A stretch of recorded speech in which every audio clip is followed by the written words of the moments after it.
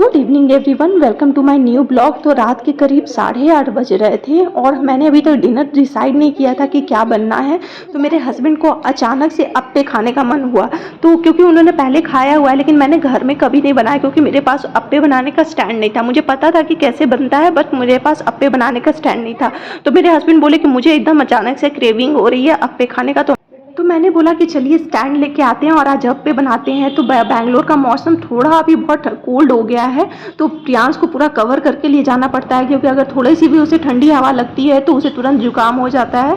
तो हम लोग निकल गए बैंगलोर की गलियों में स्टैंड लेने के लिए, अप्पे स्टैंड लेने के लिए। तो वो मल्टीपर्पज़ स्टैंड होता है, उसमें आप बहुत कुछ बना सकते हैं, जैसे छोटे छोटे केक्स बना सकते हैं, अप्पे बना सकते हैं, और उसके बाद आप बिहार स्पेशल लिट्टियाँ भी बना सकते हैं। तो वो मैं बहुत दिन से सोच रही थी कि मुझे लेना है, लेकिन कुछ चीज़ें जो होती है वो एट अ टाइम ही खरीदी जा सकती है। तो अचानक से ये प्रोग्राम बन गया था, हम लोगों ने सोचा नहीं था। हम लोगों ने मार्केट में ऑनलाइन भी एक्सप्लोर किया था, तो ऑनलाइन एक्सप्लोर करने के बाद देखा कि 250-300 में आ रहा था।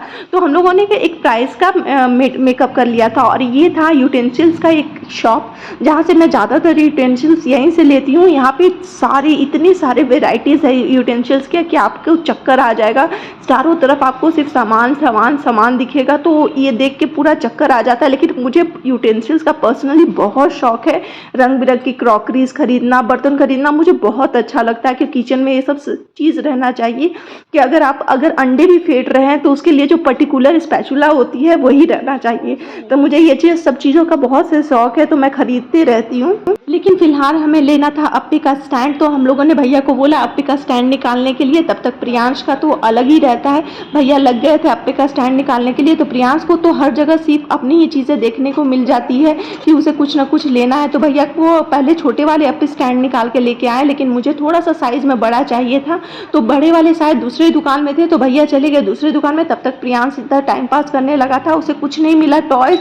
तो उसने बोला कि मैं वाटर बोतल लूँगा। तो हम लोगों ने किसी तरह से मना किया, क्योंकि उसके पास ऑलरेडी 2-3 सीपर्स हैं, तो वो आलतू फालतू बस ज़बरदस्ती का कुछ लेना है इसलिए कर रहा था। और मुझे जैसा अप्पे स्टैंड चाहिए था वैसे मिल गया था, मतलब ऐसा ही कुछ चाहिए था कि ठीक ठाक सा क्वालिटी हो, थिकनेस अच्छा हो और मटेरियल अच्छा हो। तो भैया ने एज़ पर मैं तो असली रिव्यू आफ्टर यूज़ ही दे पाऊँगी, क्योंकि कुछ महीने यूज़ करने के बाद इसका जो नॉन स्टिक है कितने दिन टिकता है, ऐसे मैंने ले लिया। ज़्यादा महंगा नहीं पड़ा, 500 का पड़ा, लेकिन ठीक था। मार्केट जैसे ऑनलाइन के कंपेयर में मैं देख रही थी, तो ऑनलाइन के कंपेयर में थोड़ा ही महंगा मुझे लगा, लेकिन हो सकता है क्वालिटी डिफरेंस हो ऑनलाइन के कंपेयर में। तो अब बारी थी ट्राई करने की कि कैसे बनते हैं अप्पे।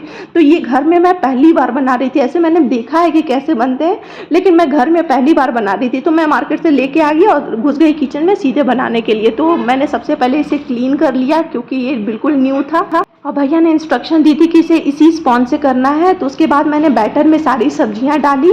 ये जो इडली का बैटर और डोसे का बैटर हम लोग यूज़ करते हैं, वही बैटर में मैंने बनाया है। तो सारी सब्जियां डाल दी इसमें, और उसके बाद सॉल्ट डाल दिया, और कुछ एक्स्ट्रा इसमें नहीं डालना है। ये बहुत हेल्दी भी होता है और कम तेल में भी बन जाता है, क्योंकि इसका जो मटेरियल है वो नॉन स्टिक है। तो जितनी भी सब्जियां मुझे मिल रही थी मैं सब डालते जा रही थी कि थोड़ा हेल्दी हो जाए, प्रियांश खा ले। और प्रियांश को तो ऐसी हेल्दी चीज़ों से भागना ही अच्छा लगता है, लेकिन मैं तब भी किसी तरह से उसे खिला देती हूँ।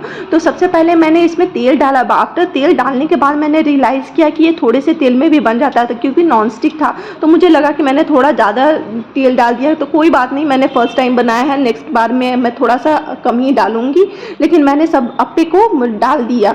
आपने किसने अप्पे खाए हैं या घर में बनाया है, मुझे कमेंट करके बताइएगा। और अगर आप किसी और तरीके से बनाते हैं तो वो भी बताइएगा, मैं वो भी ट्राई करके वीडियो में दिखाऊंगी। तो ये अप्पे एक साइड से पक चुके थे, और ये इसके लिए टर्न करने के लिए मुझे एक वुडन का ये स्पून मिला था, और उन्होंने बोला था कि इसी से, किसी नाइफ शार्प ऑब्जेक्ट को इसमें नहीं लगाना है, इसी से टर्न करना है।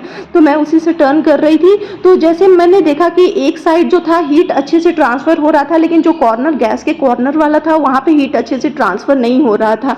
तो वहाँ के 2 अप्पे कच्चे थे, तो उसको पकने में टाइम लग रहा था। तो जब तक मेरे अप्पे बन रहे थे, तब तक मैंने सोचा कि मैं धनिया पत्ते की चटनी बना लेती हूँ, और इसकी रेसिपी मैंने पहले ही अपने चैनल पे शेयर कर रखी है, तो अगर आपको देखना है तो वहाँ पे डिटेल में देख सकते हैं। ऐसे मैंने वीडियो में भी शूट कर लिया है कि मैंने क्या क्या डाला है इसमें। तो चटनी मुझे समझ में नहीं आ रहा था इसे मूंगफली की चटनी बनाऊँ या धनिया पत्ते की चटनी बनाऊँ, लेकिन मूंगफली को फ्राई करने में टाइम लगता और काफ़ी लेट हो चुका था हमें डिनर के लिए, तो मैंने फटाफट सिर्फ धनिया पत्ते की चटनी बना दी और अप्पे भी फटाफट रेडी हो गए थे। इसमें ज़्यादा टाइम नहीं लगा, मुझे लगा कि थोड़ा पकने में टाइम लगेगा, लो फ्लेम पे पकेगा, लेकिन ऐसा नहीं था, बिल्कुल कम समय में ये पक गया था और खाने के लिए बिल्कुल रेडी था। तो मेरे हस्बैंड वेट कर रहे थे कि जल्दी से आए और मैं खाऊं, क्योंकि उन्हें बहुत दिनों से बोल रहे थे कि मुझे अप्पे खाने का मन कर रहा है। उन्होंने किसी अपने फ्रेंड के घर में खाया था, तब से उन्हें बहुत अच्छा लगा था टेस्ट। तो ये थी हमारे घर में पहले दिन अप्पे बनने की तैयारी। उम्मीद करती हूँ आपको ब्लॉग अच्छा लगा होगा। Thanks for watching, please share.